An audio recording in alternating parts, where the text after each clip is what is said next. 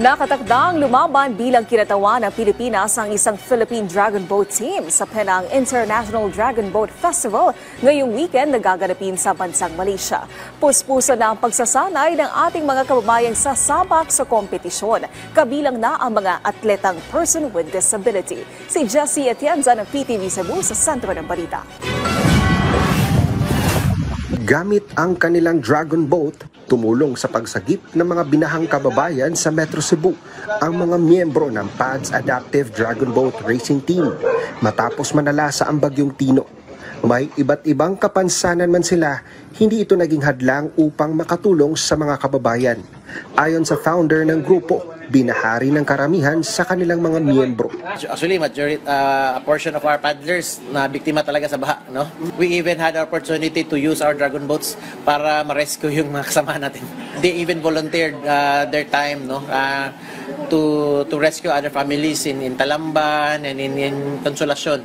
And we're very happy that yung impact ng sports to our athletes na it goes beyond sports ba, na na-extend sila. Attention! Row! 1, 2, 3, 4! Ngayon, todo ensayo na ang mga miyembro ng PADS Adaptive Dragon Boat Racing Team sa karagatan ng Mactan Channel na binubuo ng mga abled at ng mga persons with disability na mga atleta na lalaban muli para sa Pilipinas. Para sa palahok sa Penang International Dragon Boat Festival 2025 sa bansang Malaysia ngayong 28 hanggang 30 ng Nobyembre. Actually, araw-araw po yung training natin. Natigil lang po tayo nung may bagyo dahil delikado po at hindi tayo pinapayagan ng Coast Guard na mag-training. So, after ng bagyo, nung wala nang hindi na pinagbabawalan na mag-training, so araw-araw po yung training natin. Every morning, then morning boat, then afternoon is gym strength training po. It goes to show that impact of PADS, no, has spread not only locally but also internationally na, no.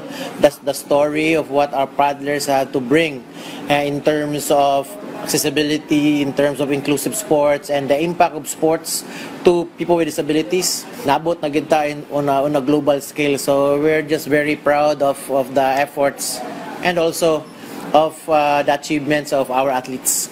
Ayon sa team, para maging organisado at sabay-sabay ang galaw ng lahat, kinailangang matuto ng mga coach at maging ng mga miyembro mag-adjust sa pamamaraan ng komunikasyon upang magkaintindihan ang lahat.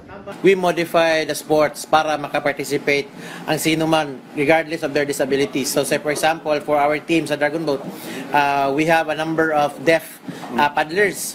So for them not to struggle in communication or with the instructions, so instead of the deaf na mag-adjust sila sa karamihan, we train the coach in sign language or meron tayong ipoprovide na mga interpreter para makasabay ang deaf. Iba't ibang kategorya ang lalahukan ng koponan ngayong weekend, gaya ng Dragon Boat Tug of War, 400-meter race category at Masters category para sa mga 40 years old pataas. 3 beses na rin nagkampiyon ang PADS Adaptive Dragon Boat Racing Team sa International Dragon Boat Federation Competition. Mula sa PTV Cebu, Jessie Atienza para sa Pambansang TV sa Bagong Pilipinas.